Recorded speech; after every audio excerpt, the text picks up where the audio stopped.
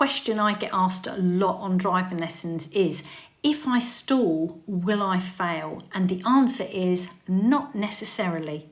In this video, we're going to talk about the causes of stalling, how to recover it, and how it could affect you on your driving test. Now, stalling the car is very frustrating, and as a learner driver, it is something that you're going to do most probably quite often.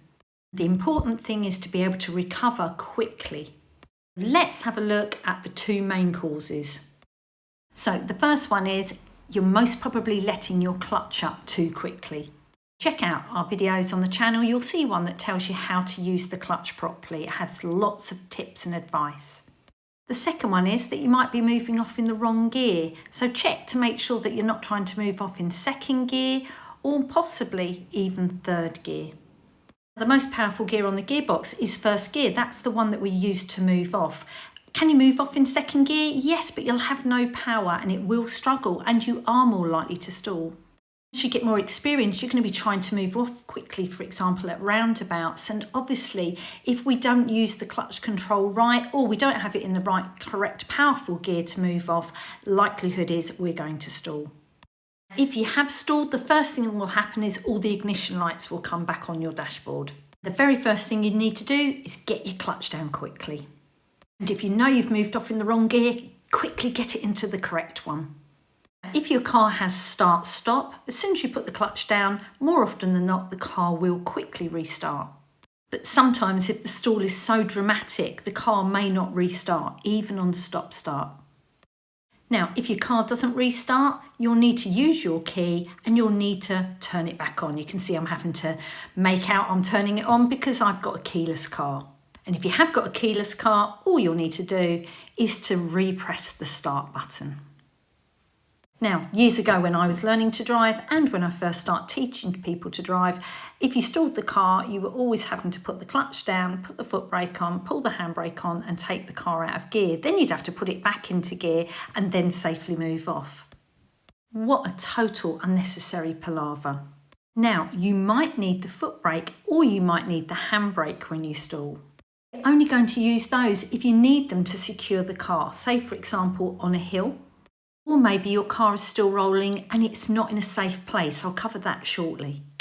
If that is the case, clutch down, foot brake on, and then, if need be, put on your handbrake. Now, if you stall on a level piece of road, the car's still moving, but it doesn't really hurt anybody. I wouldn't waste my time with any foot brake or handbrake. I would just start the car while the car is slowly moving forward. If I stalled on a downhill slope and it wasn't safe and I shouldn't really have my car still rolling, maybe I'm about to roll out into a junction, then I would put my foot brake on. The foot brake then will just hold the car still while you're restarting it. So the only time really that you would need the handbrake is if you stalled on an uphill slope. That would stop your car from rolling backwards. Now, some cars have a thing called hill assist or brake assist, and if that's the case, you may not need the handbrake, but I'll talk about brake assist in weeks to come. Now, if you've stalled at some form of giveaway junction, you'll have to think about whether you need to put your foot brake on to stop the car or whether you could restart your car while it's still moving. Remember, if this happens, you'll need to very quickly get your car restarted because the last thing you want to do is to roll out over the giveaway and then find that you're in the way of other cars that you're supposed to be waiting for.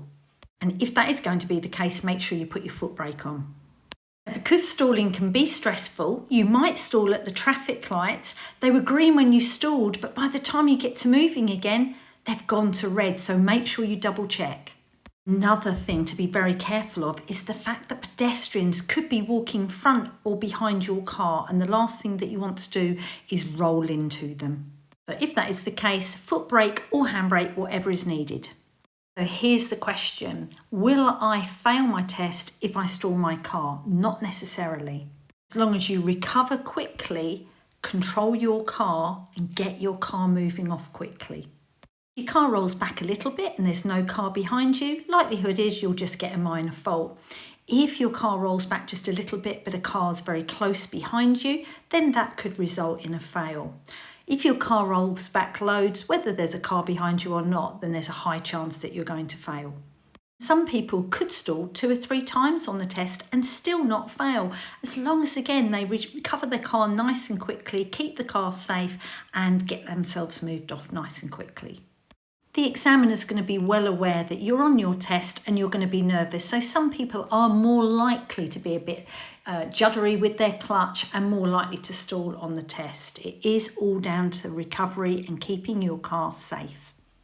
So just to recap, if you stall, clutch down to the floor, work out if you are in the wrong gear or it was just caused because you let your clutch up too quickly. Use the foot brake if needed and, if necessary, the handbrake. Get your car then restarted and safely get yourself moved off. Now, taking plenty of private practice outside of your driving lessons will help you with your clutch control and you'll most probably find that you're less likely to stall. Getting added though onto a family member's annual policy can work out expensive, so check out our link below for learner driver insurance policies that just insures you to drive somebody else's car without it affecting their insurance. I hope you found this video helpful, and if you did, like and subscribe for some more learner driver videos.